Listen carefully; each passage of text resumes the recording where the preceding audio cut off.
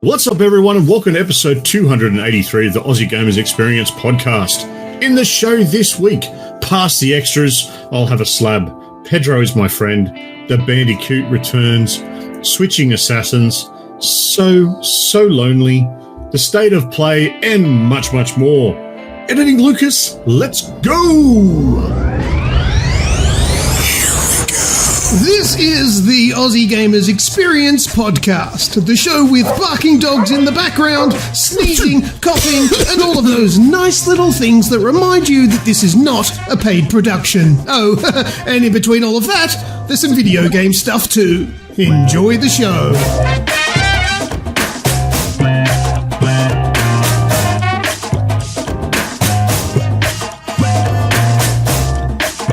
G'day everyone, and thank you for tuning into the show for this week. Today is Monday, the 9th of December, 2019. I'm your host, Snoogs, and joining me for hosting duties this week is the one and only Lucas. How are you, sir? Oh, I'm very good, thank you. G'day to everybody listening. Thank you very much. We're getting close to the end of the year. It's exciting. Yes, second last show for the year. Last one that we're doing live. It is last one we're doing live, yes, because we're keeping our Game of the Year special a secret. Yeah, got to have some secrets. Only a little bit, but we've got to have some. I've got plenty of secrets, don't you worry. As you guys are probably hearing, Grejio is not with us this week. He is doing the much fun that we all wish we could do, and that is moving. I'm kidding. None of us want to do that. Sucked in. See you very soon, bro. No, well, look, I've been in the house that I'm in at the moment for going on 15 years, and one of the main reasons I don't move is because I just can't be bothered. No, so I do not wish that upon anybody. No, I'll be here for a long time. Plus, I've got fibre internet, fibre to the premises. Where can you get that? So that's probably one of the reasons it's keeping me here as well. How's your week been, mate? My week has been good. Well, considering it's only Monday, the weekend was took a toll on me. I had 3 Christmas parties in a row. I had my wife's one on Friday night, and her boss wasted. Yeah, her boss splashed the cash, and I did some rough sums, and I reckon he spent about $20,000 on that night on all things grog, food, even flew up some interstate employees that he had, and it was an amazing night. It was really good, and this is really unheard of, but she's got 2 bosses, and both of them are just awesome blokes. They're like my age, and they're just great guys. They are so much fun, really nice, really thoughtful. I really wanted to go specifically to shake their hands, because a lot of our regular listeners would know there was my daughter had some issues earlier in the year. She was ill, and my wife's boss was just so lenient with, look, take the time off, go and look after your daughter. That's what matters. Shaking both of their hands was just a pleasure. But yeah, so that was on Friday night. Got absolutely wasted. Then on Saturday night, I had a Christmas party with you at your place, which was awesome as well. Yep. Stayed away from the grog on that day, though. So that was really cool.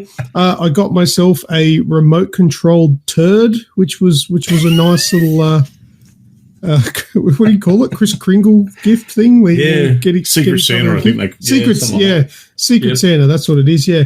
But yeah, I got a remote-controlled turd that farts, which was really cool, and my daughter has got a lot of use out of that around the house. And then I'm sure she would have.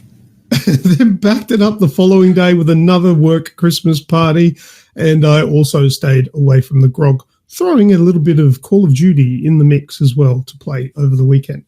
But yeah, man, it's been good. It's been very fast paced, and I'm glad it's past now. Now it's time for a chill. That's right. How was yours? Awesome stuff. Good, mate. A little bit quieter than yours, definitely. And no near-on trips to the hospital this week, so it was always a plus. Yeah, staying away from the fish tanks. Stayed away from the fish tank. Yeah, it does look good where it is now, though. So that's all right. Worth it.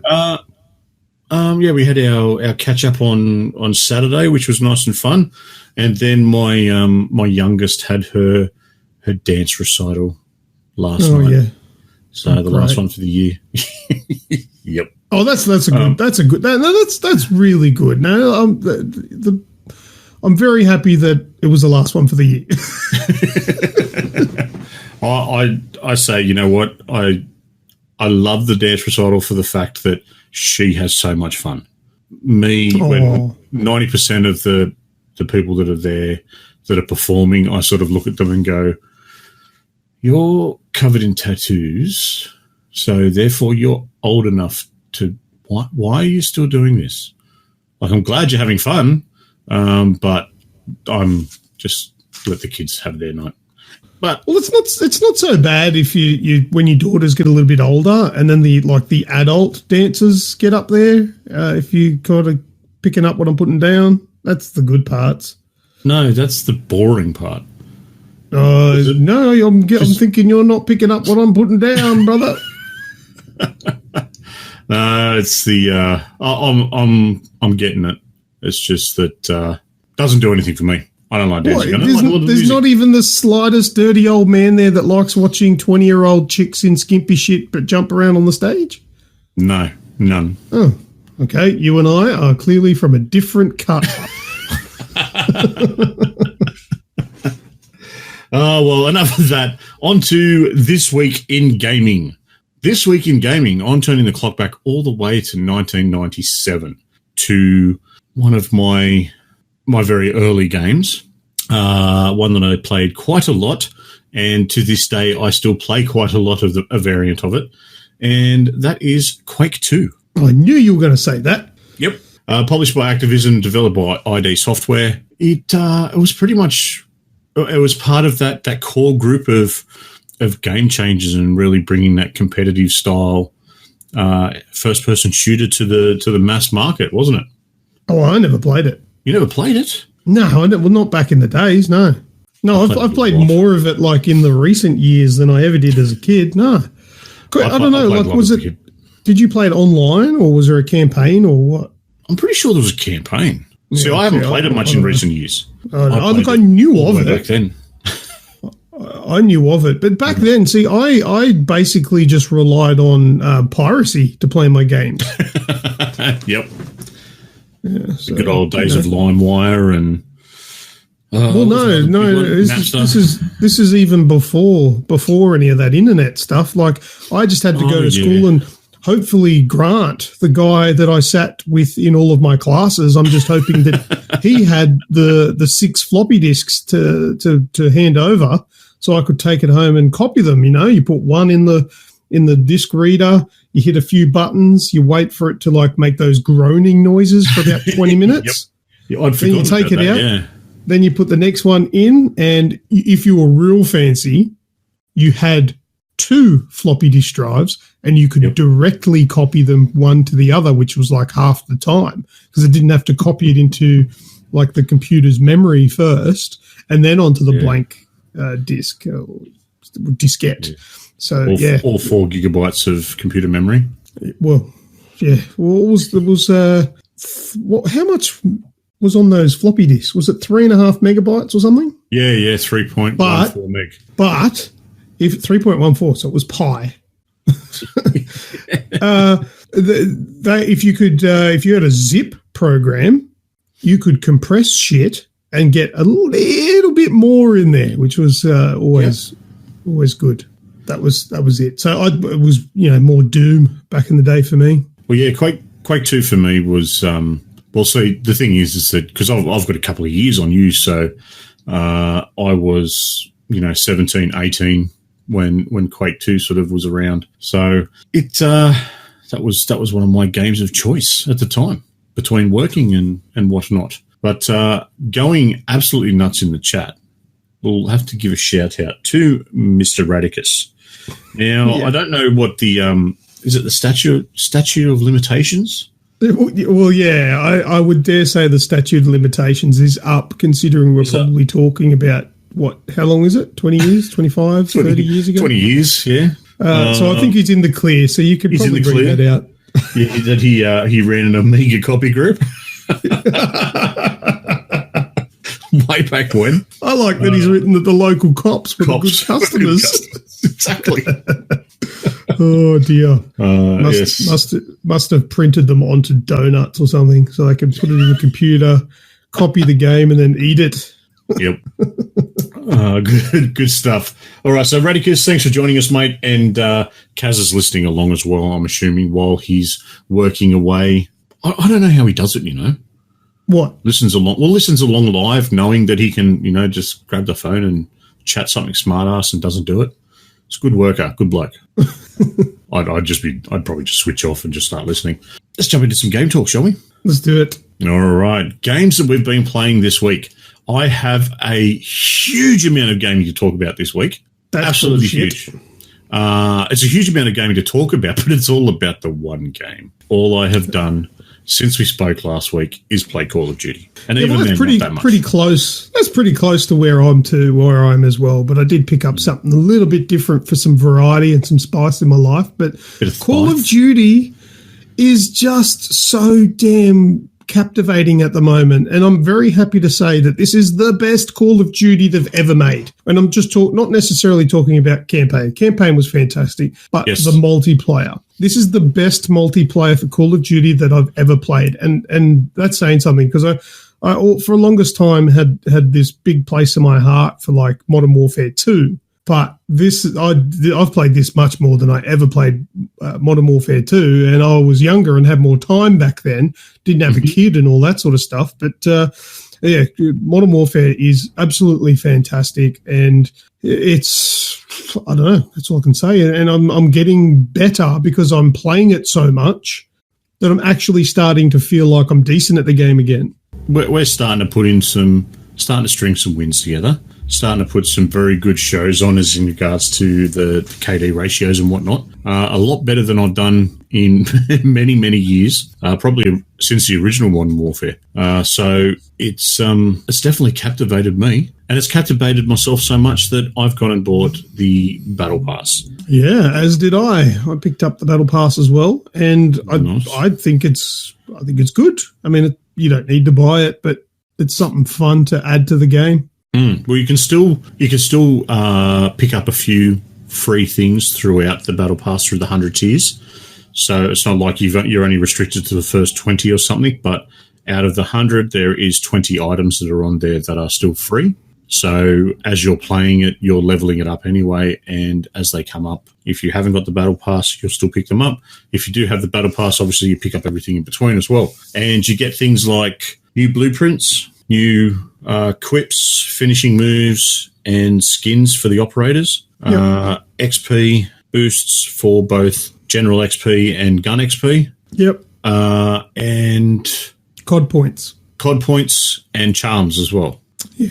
To hang on your gun, which I think is pretty cool. And to be honest with you, mate, you got the one where you could jump up a few levels, but at the base value, it's only $14.95 in Australia. Yeah. A lot of the other parts of the world, it's only $10, but even $15 for it.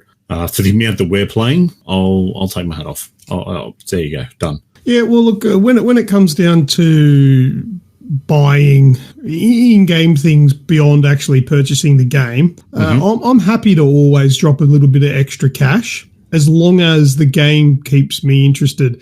And the amount that I'm playing Call of Duty, it's value. I did do it with Fortnite. I was having fun with Fortnite, but I sort of faded away from it.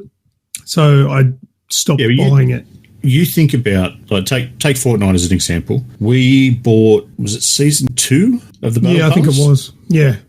And I played on that one purchase. I played up to season 8. Yeah, well, that's good. But see, I never made it past that. So I didn't make it past the first one because I lost interest. Yeah. So there is the ability to make enough in Call of Duty, so you can make enough COD points to continuously buy the Battle Pass each season. Well, yeah, depending on how much you play it, you'll make more than enough. Apparently there's more than 1,000 COD points up for grabs in there, and it's only 1,000 points for each one. So It's good. If you are going to play it, it's worth splashing the cash to get all the extra cool stuff, because if you keep playing it, you'd probably only have to buy it once and you can keep going. One thing to keep in mind, though, is a season is only 2 months long. Yeah, so you want to be a regular player. You don't want to be just... You definitely want to be a regular player. I worked it out that every 2 days you've got to be going up, I think, 5 or 6 levels. Well, that's to get to the 100, but I think you would hit the magic 1,000 COD points earlier than that. Oh, yeah. I'm talking about the 100. The one thing I noticed is when we first started, when the Battle Pass first went live and you started leveling up with it, it seemed to be very slow. Now, when I jumped on last night, as soon as I loaded in, it went straight to the Battle Pass screen and I jumped up probably about half a tier.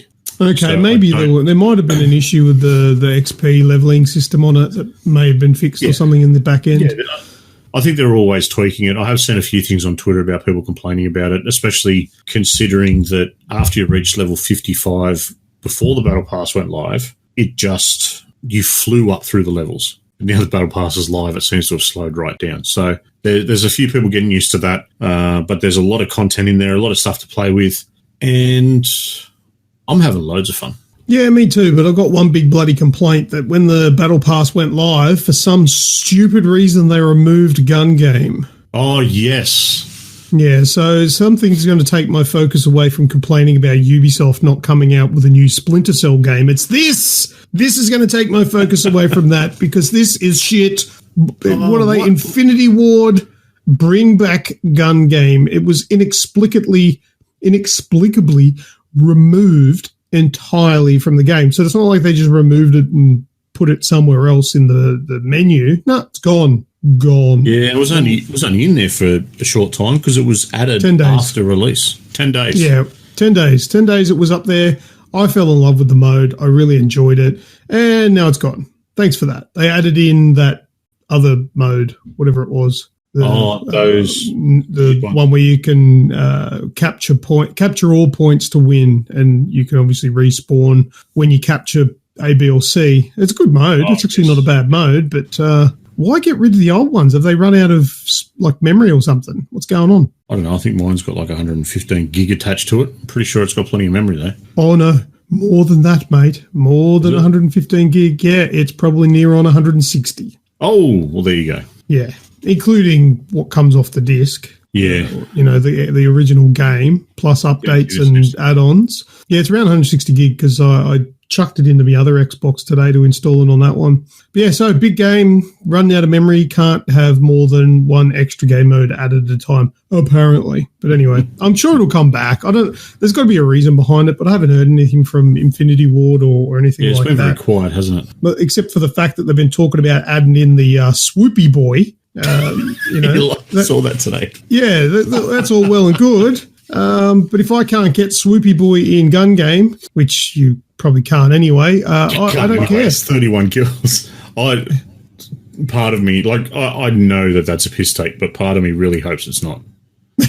Yeah, and then there's a perk that you can put on which puts zip ties on your helmet, which reduces damage. And if you're sucking on a Zupa Duper, it also further reduces damage. If you don't know what we're talking about, Infinity War or Modern Warfare tweeted out Call of Duty ANZ. Yeah, it was a bit of a muck around post talking about a new kill streak, which is called Swoopy Boi, and it's basically a magpie. Or after 31 kills, you can call in a big magpie that'll just swoop all the enemies. But yeah, I think there was quite a few Americans out there that didn't quite get it. Yes, but on that post, if you go and have a look at it, the main post itself's a bit of a laugh, but you've got to read the comments. Yeah, it is good. Yeah, Snoogs has retweeted it. Yeah, and the fact that Call of Duty ANZ responded to most people, and they responded in some cases in the most ogre way possible. I just thought it was absolutely brilliant. Just read it through it. This is classic. It was good. Whoever was in control of the Twitter account today was obviously having a little bit of fun, and they were really good replies. And there was still some idiots in the Twitter feed, but anyway, you get those people. Yeah, can't take a joke. Scroll past. Actually, one that I remember is a guy who replied to it saying, "Can you answer me one question?" And Modern Warfare replied saying, "Just one." And then he replied again and asked his question was, "Why is your game so shit?" What an idiot. What a twat. What an idiot. But, it's also the trap that I always fall into when I see stuff like that. And I think this guy's an absolute moron. But then you think he's probably 12, and thinks that that's cool, See, when you said, "Can I ask you one question?" I was hoping there was like a bin chicken thing, like a sticker or something that you can put on your gun. Oh, that's what they should change the scavenger from the what is it? From the buzzard thing, the vulture. Yeah, change it to a bin chicken for for like Australia Day or something. And put an ibis in there. Yes. Anyone that's listening that doesn't know what we're talking about, just Google bin chicken. Yeah, you'll find it. Oh, that there is a particular song that you need to listen to. That'll teach you what a bin chicken. Ibis. Yeah. All right. I'll put a link to that in the description. Yeah, maybe even play a little bit. That'll do it. Okay. All right. we can put it in there. Let's get demonetized again. Oh, for the Ibis song. Yep, screw it. Yeah, well, it's worth it. Listen to it now. The woodpecker bird likes pecking wood. The bluebird's a bird that sings pretty good. Sparrows are a bird that are pretty cool, eh? But the ibis is a bird that drinks bin juice all day. A crow is a bird with a heaps mad squawk. A cockatoo's a bird with a sick mohawk. Chicken is a bird that tastes good and lays eggs. And ibises are bin juice drinking dregs. A goose is a bird that's chilled like a duck. An ibis is a bird that's a picnic wrecking fuck. Doves are birds that represent purity. Ibises wreck picnics and disrupt the community. Penguins are birds that fall in love and mate for life. But ibises love nothing because they're dead inside. Swan is a bird that's graceful and that. And ibises aren't birds, they're feathered bin rats. Ibis, bin juice drinking gronks. Yeah, the ibis, their beaks are gross and long. It's the ibis, picnic wrecking jerks. Yeah, the ibis, they're the worst birds. All right, mate. Anything else you want to talk about with COD? Nah, that'll do it. Except for hit us up if you want to play. Come and join in. I've still got to do the co-op stuff. Oh, yeah. We'll do that one day. We'll do that soon. It's not very good. I haven't tried any of the new stuff that's been added, but the original stuff that when the game launched, rubbish. I'll take your word for it, but we're still going to play it soon. Okay. All right, mate. We'll go over to the Xbox. Well, you're already on the Xbox. Xbox Game Pass has released a game that I know I was looking at when it was coming out, and I believe you put it on your watch list. My Friend Pedro. Yes, My Friend Pedro was something that I was looking at playing a while ago. I put it on my watch list because I saw some reviews on it that weren't exactly favourable. So I was waiting for it to go on sale, So I was going to get it, but I thought I'll get it cheap so I don't, get annoyed if it's no good. But then they added it on Game Pass. Okay, then, no problems. I'll play it on the Xbox. And I did play it on the Xbox. And I should see, don't listen to other people if they just slander a game and say that it's shit. Don't listen to it because My Friend Pedro is good. People complained about the complexity of the dual direction shooting. If you're not aware, My Friend Pedro is a side-scrolling shooter. So it's a 2.5D shooter, and it's all about like jumping, theatrics, spinning around, shootings in slow-mo, kind of like Max Payne style. Yeah, it kind of reminds me of a 2D, kind of like Mirror's Edge with the way that Mirror's Edge moved. Okay. Yeah, kind of, but obviously with guns. Yeah, it's nothing like that, but that's all right if it reminds you of it anyway. But yeah, so you flip around shooting, but the thing is you can actually pick up like dual pistols or dual Uzis or whatever, and you can actually split your aim, which is something I haven't seen before when you've got akimbo weapons. Usually you just shoot in the same direction, but with two guns. But this one, you can actually aim at two separate things. And a lot of people that complained about the game, said it wasn't that great, said that it was difficult with that. And I actually thought, yeah, it looks like it's going to be pretty tricky to do. I played the game and picked it up immediately. It's not hard at all. It's just a modifier. So basically, holding down the left trigger will auto-aim and lock on to an enemy, which then leaves you to move the right thumbstick to freely aim the other arm. So it's actually pretty bloody easy to do. And the game is great. Like, I have heard some criticism that it gets repetitive, which, yeah, I can kind of see that. But it doesn't take away from the fact that it's fun. Like, you know, if it's still in a very familiar area and you're kind of doing the same thing, it's still enjoyable. And especially if you're getting it on Game Pass now, because it's not going to cost you anything extra other than your subscription that you should likely already have if you're thinking about getting it on Game Pass. But I thought it was great. I think it's good. It's weird. It's very strange because Pedro is a banana. She has been saying that, yeah. You seem to be some mercenary without a voice that kind of looks like a B-grade Deadpool. Nice. But it plays fine. I think it's actually pretty cool, you know. Like, it can get a little bit awkward with all the buttons that you got to press, but it's not as bad as I'd heard anyone talk about it, saying it's horrific, the controls. It's not that bad. Maybe if you're using a keyboard and mouse, maybe that could be hard. Maybe on the Nintendo Switch, it's not very good because, yeah, the controls are a little bit cramped, but I'm playing it on Xbox with an Xbox controller, and because what else are you using, really? I'm not using a PlayStation controller on it. But, yeah, I think it's great. I recommend giving it a go, and, yeah, that's about it. I don't know. Did you want to know anything else about it? No, I've followed it during its development. So I've watched a lot of footage on it, a lot of people playing it, and yeah, I think as soon as something's a little bit different, you get a lot of those people coming out of the woodwork that just want to bag on it. Yeah, it is very different. It's one of those things where it's like, oh, it's different and it scares me, so therefore it's only a 1 out of 10. No, that's not how it works. You got to enjoy it for what it is. So. Yeah. That's how I look at it anyway. I haven't played it. I don't have Game Pass. So, maybe eventually. We'll get it there. Radicus is downloading it right now. You won't like it. You wouldn't like it enough to buy it. I don't know. I know. From what I've watched, from what I've watched, it looks good, but I don't know how much value I'd get out of it. Yeah. No, you're one of those people who go, geez, these controls are shit. No, I've got the Elite. I can use all the buttons on the back. You're right. Everything else will just be rage-inducing. I have a feeling that Lonely Mountain Downhill might be a little rage-inducing as well. Oh, it is. Yep. Yeah, it is. Are you going off anything I've told you, or are you just going off what you've seen on it? I have not seen anything about it. All I know is that it's got mountain downhill. So the assumption is that it's a mountain biking game. It is, obviously, yes. In a downhill track. And every mountain biking game that I've tried that I thought would be great has been rage-inducing because the physics have just been woeful.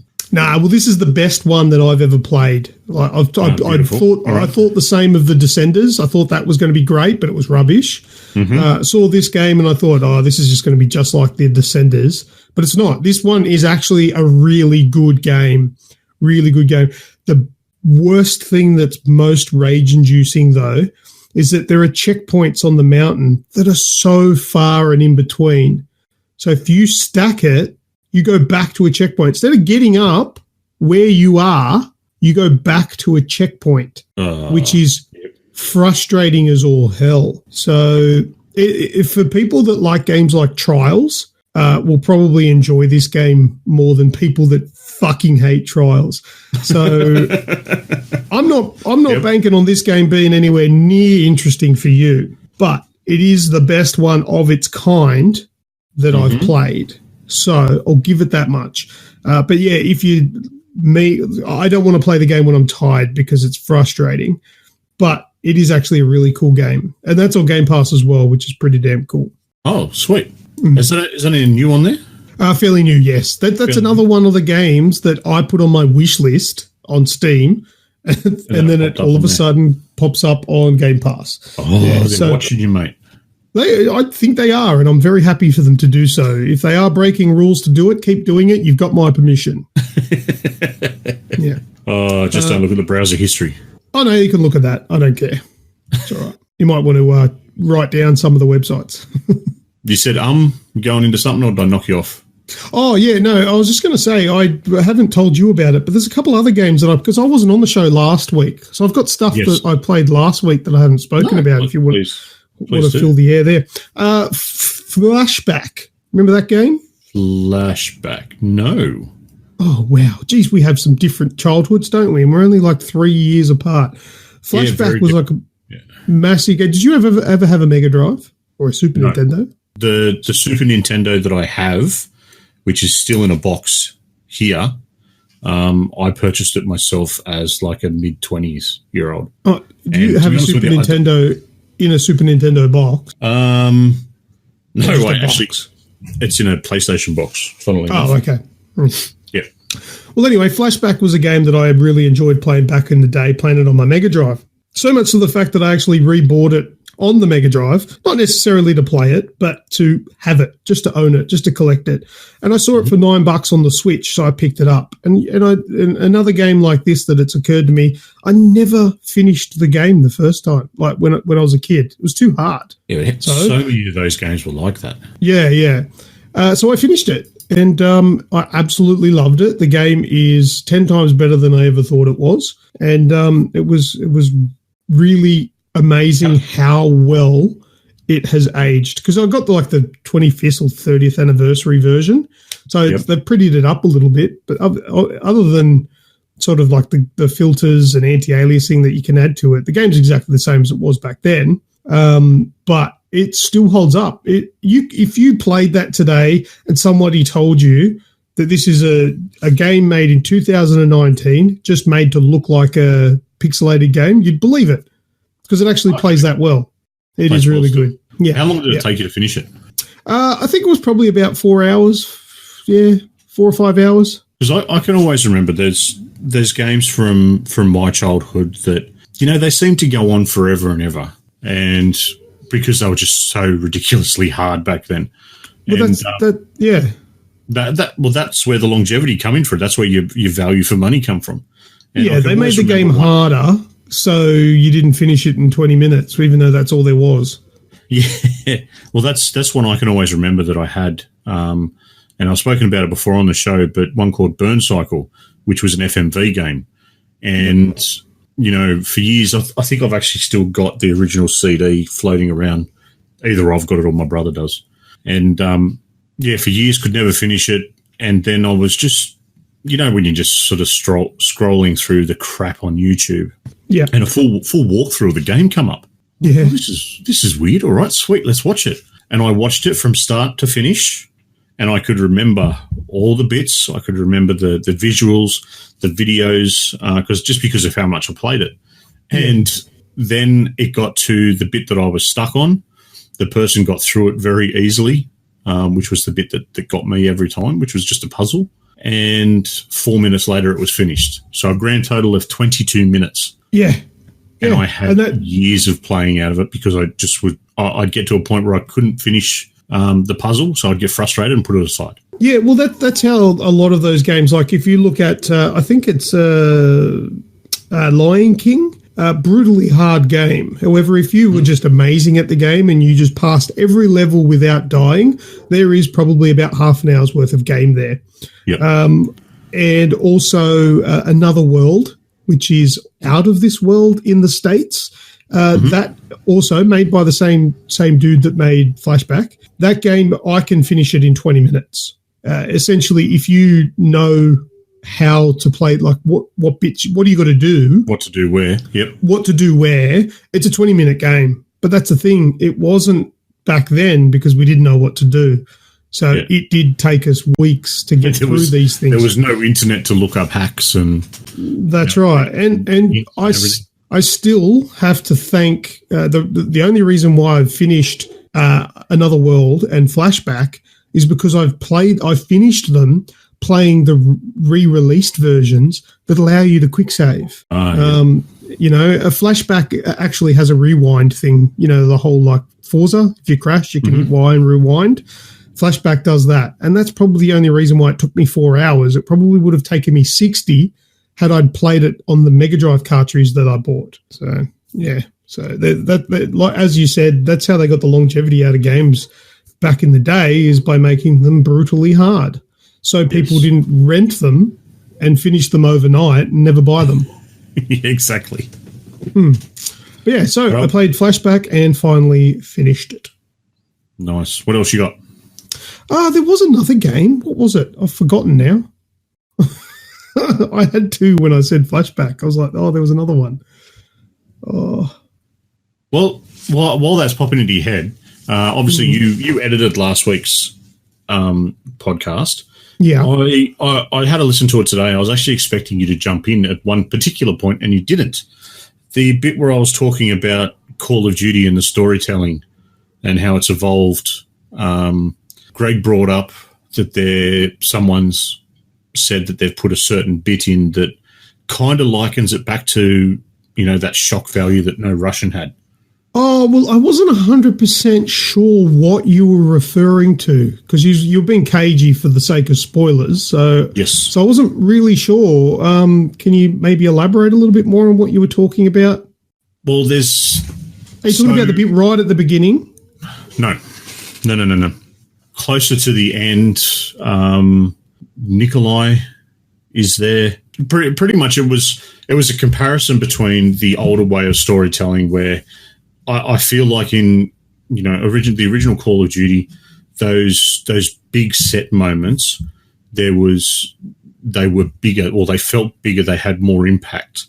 This one has those big set moments, and it has those really cool moments, but I didn't feel it had the same impact as some of the older ones. So whether it's I wasn't sure whether it's a desensitized to it, or an evolution of how they're doing storytelling. And obviously, I still don't know what part you're talking about.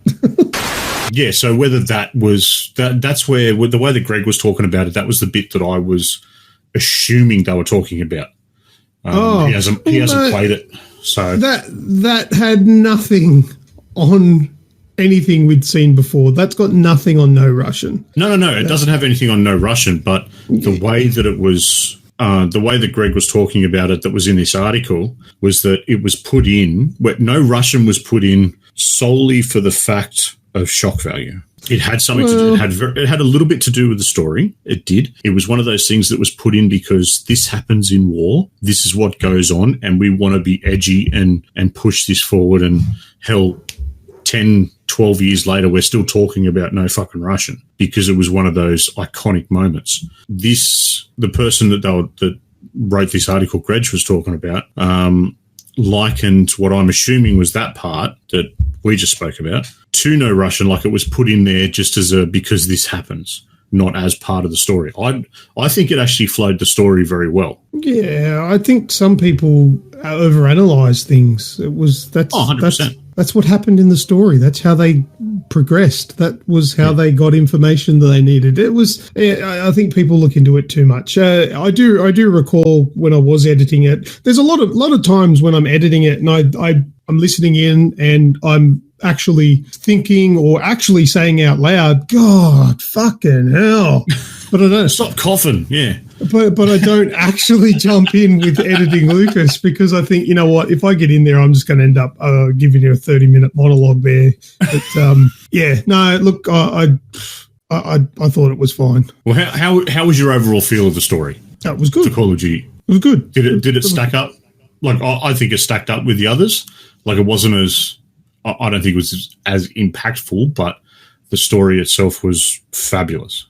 It wasn't. It's not the best Call of Duty story that was out there. I think that's very hard to match the original Modern Warfare. But mind you, the story's not finished. Can't really comment on it too much because that was essentially the prologue, being the first episode of 3. So it was all a little bit of a lead up to what is going to eventually turn into a new Modern Warfare story. I didn't know it was going to be a new trilogy style though. That's cool. You did. You did finish it, right? Yeah. But no, I knew that. I know the story and how it led on and where it's going, but I didn't realise it was going to be played out over another 2 games, like a new. Oh, of course. That's me being presumptuous, but I think it's a very easy assumption. Makes sense. Being aware that we don't want to talk about this for the entire show, but have you heard the rumours or the insinuations that you are actually playing as Ghost in Modern Warfare? Ghost Riley? No. From Modern Warfare? You played the Modern Warfare games? Jeez, you're getting old, man. I am getting old. I haven't played the Modern Warfare story since original. He's only like one of the most popular, other than the main 2, Soap and McTavish. Yeah, see, I remember Soap. Ghost. He wore the Soap and Price, I meant to say. Yeah. He wore the face mask with the skull thing on it. Yeah, Ghost. Yeah, okay. I remember the mask and the skull.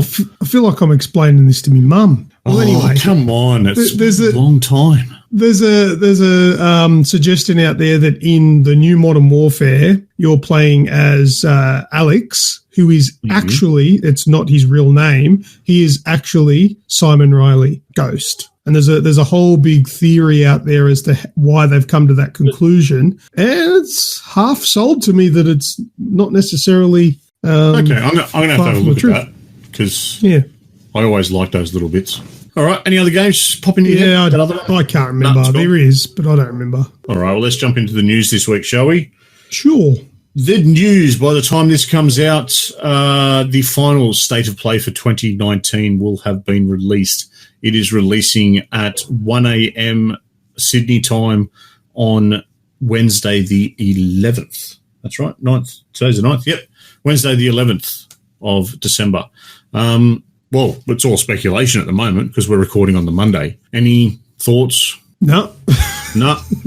We're speaking before the show.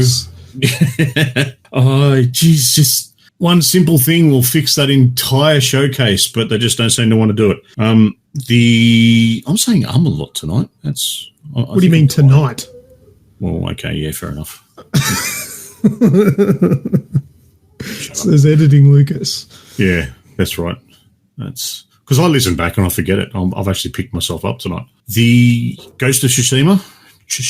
You reckon a bit of news about that? Maybe some PS5 news, though. I don't think they're going to do anything like that. The news that we've gotten from PlayStation is that it's another 20-minute showcase. So we're going to see a few indie things. We might see some more on the Predator. Ghost of Tsushima, maybe. Do you think they'd do anything more with Last of Us Part 2? No, look, probably not. Just these, until I'm proven otherwise, I have absolutely no interest in State of Play.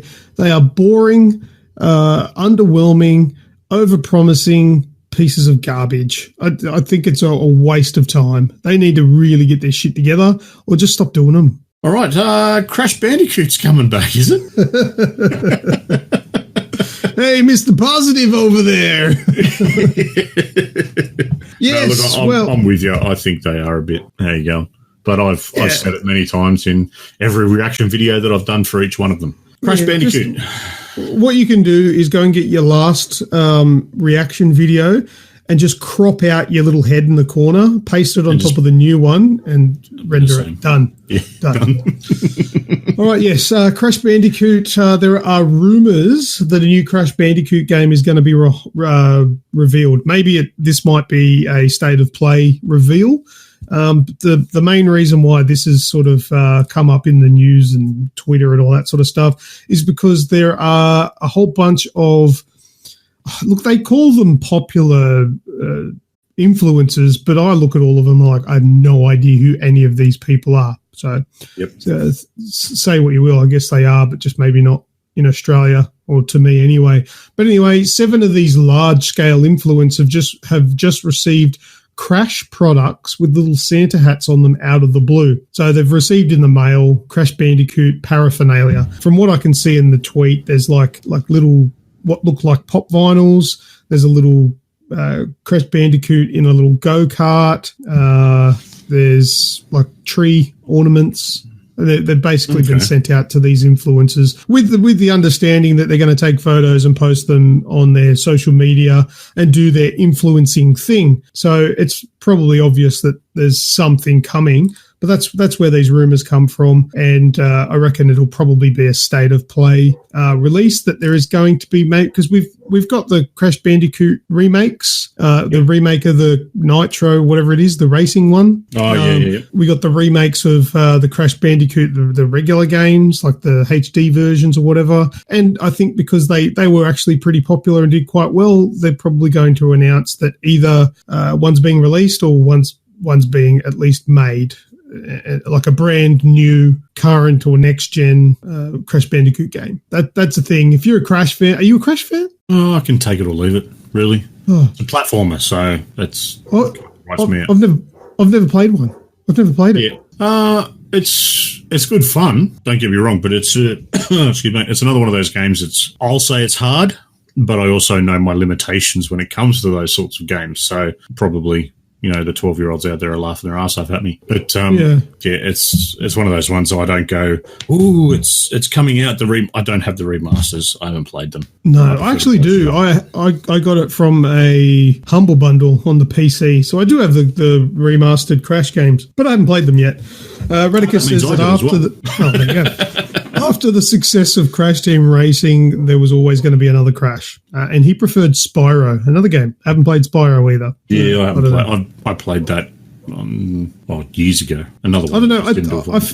I feel like Spyro came out a little bit late in the piece, where I was a little bit older and just glazed over them and thought they were kids' games. I probably would have enjoyed them, but yeah, I sort of just passed them by. Yeah, that's the thing. For any Crash fans, keep your ears out for the next couple of days. I reckon there'll be something out soon. Sweet. Mate, are you a Assassin's Creed fan? I was. You was. So would, say, Assassin's Creed Black Flag and Assassin's Creed Rogue, would they be up there? I've heard Rogue is one of the best. Well, I didn't play Rogue because Rogue was the PS3 exclusive when Black Flag came out, and I'd already moved on to my PS4 by then and didn't really want to play a PS3 anymore. So I tried it, but I never actually played it properly. But it was like the dumbed down version of Black Flag for the PS3, because I think Black Flag was only on the PS4. Didn't come on the PS3. I think that's correct anyway. All right. Well, now the Assassin's Creed The Rebel Collection is now available on the Nintendo Switch. It was just released today. So it's being released. Ubisoft have got a suggested price of $79.95, which is the go-to sort of price for, I suppose, what you classify as AAA rated sort of stuff on the Switch. Yeah. The Rebel Collection includes Assassin's Creed 4 Black Flag with all of the past single-player DLC, and then it also includes Assassin's Creed Rogue. Okay. Yeah, see, look, that'd be worth it for Rogue, considering I haven't played Rogue, and I actually wouldn't mind having that on the Switch. But the problem is Nintendo still haven't got their head around the fact that it's not a fucking AAA brand new release, so drop your prices. That's ridiculous to pay $80 for that. It's a bit steep, isn't it? Can you buy them? You can't buy them individually, can you? No. Yeah, not that I can see in the details that I've got, but I haven't dug into them. I saw these. See, Black Flag was the only Assassin's Creed game that I actually got into, and then again, it was one that frustrated me because of the controlling system. It just, for whatever reason, I couldn't gel with it. So it looked like a good bit of information, and I think it'd transfer pretty well to the Switch, but yeah, it's still a bit steep. Yeah, well, that's the thing. If this was, is this coming to anything else, or is it only the Switch? The details I've got is only the Switch. Well, if it does come to the PlayStation or the Xbox, I guarantee you it'll be half that price. It's just ridiculous, the price that Nintendo charge. I don't know if it's because Nintendo have got higher premiums and take a bigger cut on their store, but it's always cheaper on everything else than on the Nintendo Switch. I don't know if we're paying a premium because it's mobile, but it's a joke. I won't be paying $80 to play that. No. Neither will I. But There's some people out there that will, and it says here, it's the exclusive compilation. It takes full advantage of the capabilities of the Switch and the Switch Lite, including enhanced features such as touchscreen interface, optimized HUD, and motion control aiming. Okay. So that's available now. Make sure you check it out. Have a look. Tell us what you think. Tell us if you're going to get it. Mate, we're going to go and have a look at a movie now. Oh, okay. Are we looking at Free Guy? Tell us all about Free Guy. Now, Free Guy... hysterical. Yeah. Now, I at first was brought to my attention by Martikins, I think it was, posted in our Discord a link to it. And I went and I watched the trailer today, actually. And you know what? I've got mixed feelings. Only released this morning. Oh, was it? Okay. Yeah. I thought it was yesterday they put it up. But anyway, I got mixed feelings on it. My first was, ooh, this looks interesting. But I don't... Hardcore Henry, didn't you? Well, Hardcore Henry was awesome. Was it? I didn't like it at all. Oh, I actually really liked Hardcore Henry. I thought it was awesome. It was amazing. But no, look, for those wondering, Free Guy is a new movie starring Ryan Reynolds, where he is an NPC in supposedly a video game. So I think he just works in a bank or something. Yep, and, bank teller in a game. Yeah, so he just goes about his day-to-day business while he sees like crazy shit going on around him, kind of like Grand Theft Auto, people with rocket launchers blowing shit up, robbing banks. And I think essentially one day he just has jack of it because it's boring and decides to change things up and fight back. And I guess that's the premise for the movie. The only thing is, I feel like Ryan Reynolds is starting to be just that same character in every movie. He's just like Deadpool in everything. Yeah, he's getting a bit typecast. Yeah. Look, I'm not saying it's going to be bad, but I think I'm going to have to hold back my full opinion until I've seen the movie, which is probably what everyone should do. But at first glance, it looks like it's funny, but I feel like it could get old. It could get a little bit, oh God, sort of cringy. I cackled the whole way through it. When it comes to something comedy-wise, my comedy tastes are very varied. And I have a very good ability, whereas I can just turn off my brain and just laugh at stupid shit all day. So it works for me. But then again, I've got a bit of faith in Ryan Reynolds. I kind of can't really see him in today's age to do rubbish. I think it should actually be all right, but I'm just a little bit cautious. I'm getting too fanboyish. Yeah, I think it'll be a bit of fun. I think that's what it'll come down to. I liked the glasses that he puts on. Oh yeah, the HUD.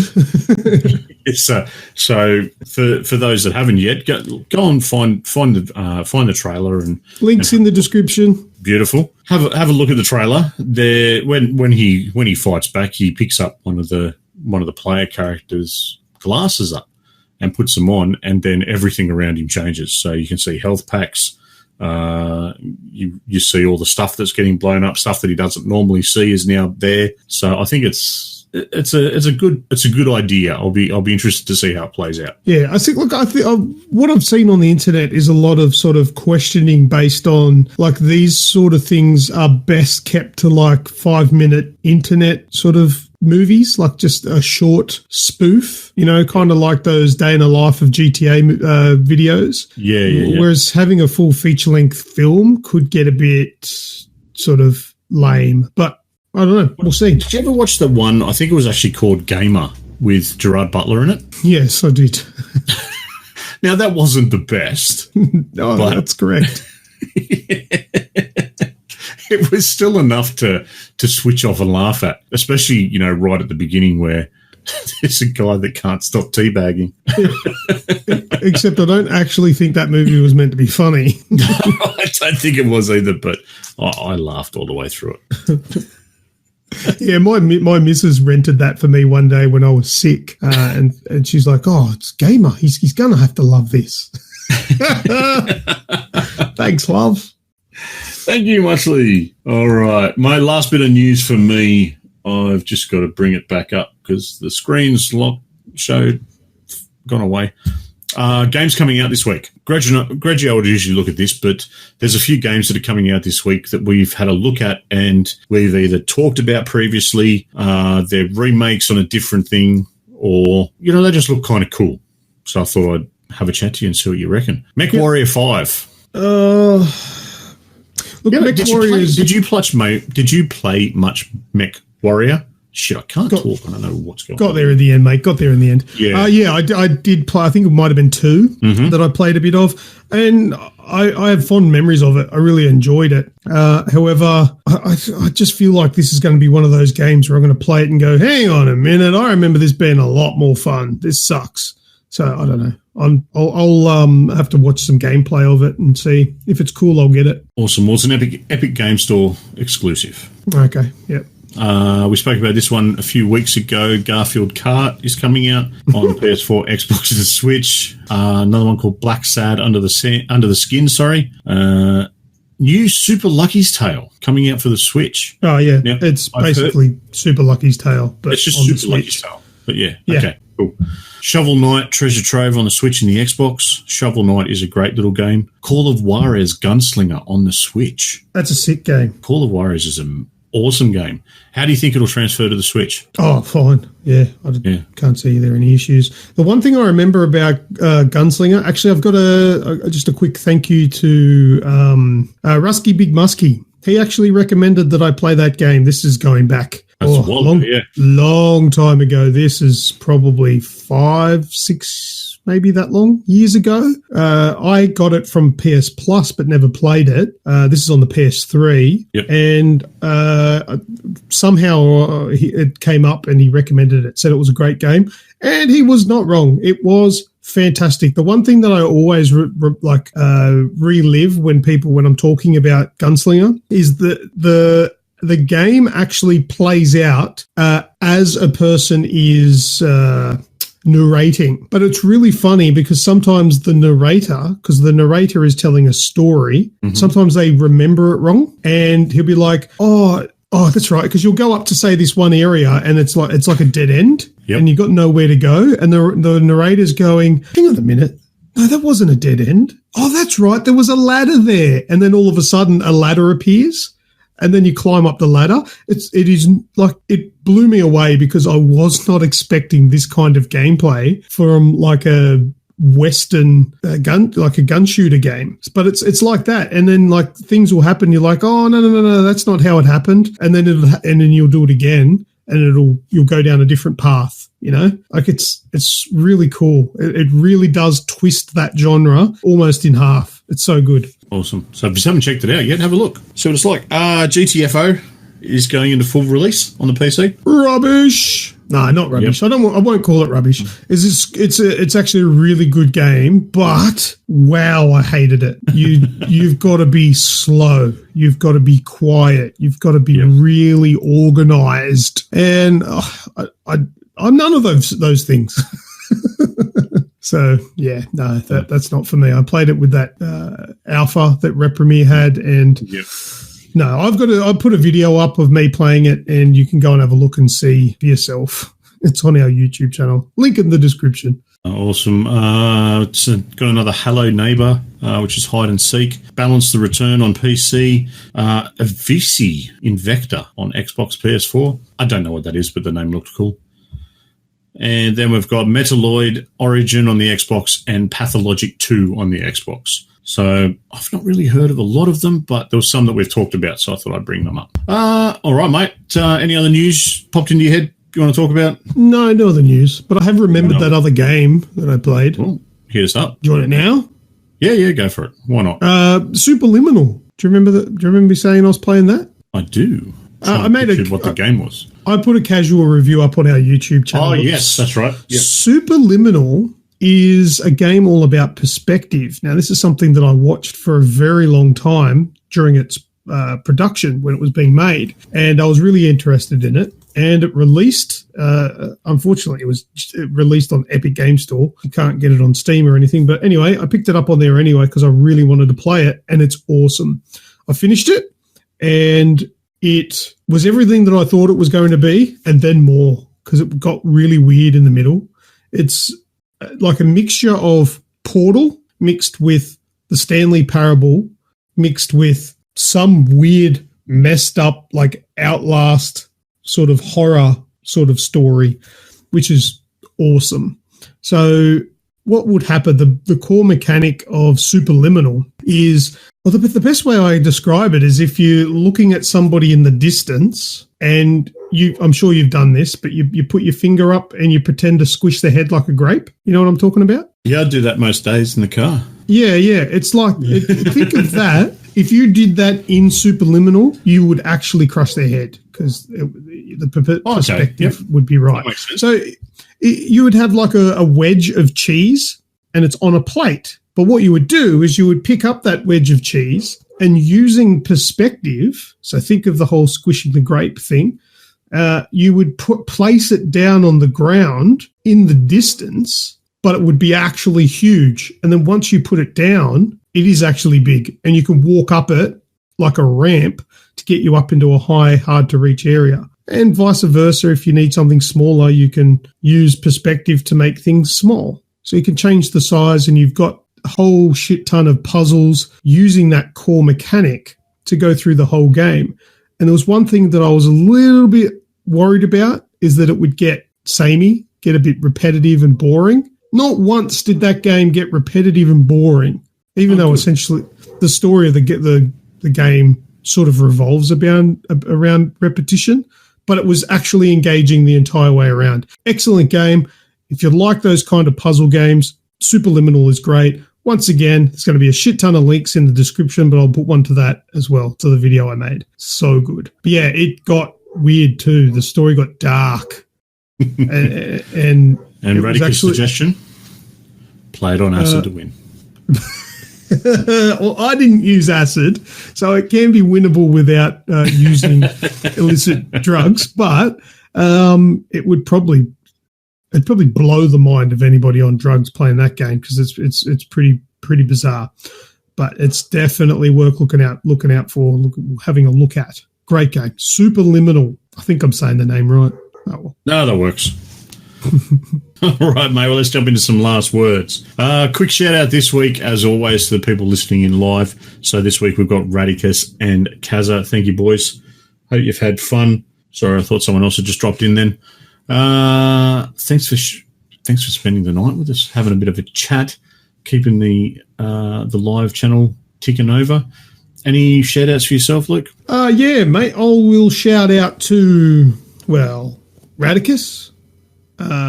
Nick, or whatever his 1,000 usernames are. I don't know. I never know. Even yourself for just the countless hours of Call of Duty you guys have played with me. It's been so much fun playing. Like I generally, if you guys weren't playing, I probably wouldn't get on. So it's so much more fun playing with friends on Call of Duty. So thank you very much. You guys are awesome. I've just got to stop sitting in the lounge room and come and sit in the sea. So I can join in the chat.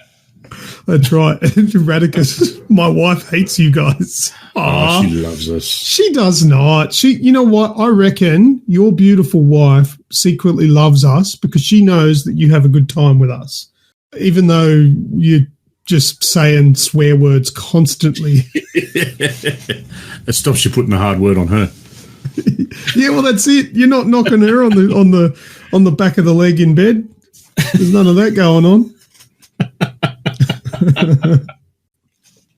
Good stuff, mate. All right, while you guys are floating around the internet, don't forget to check out Aussie Gamers TV on Twitch and The Age XP on Mixer, or come and say g'day to me at Snoogervision over on Twitch.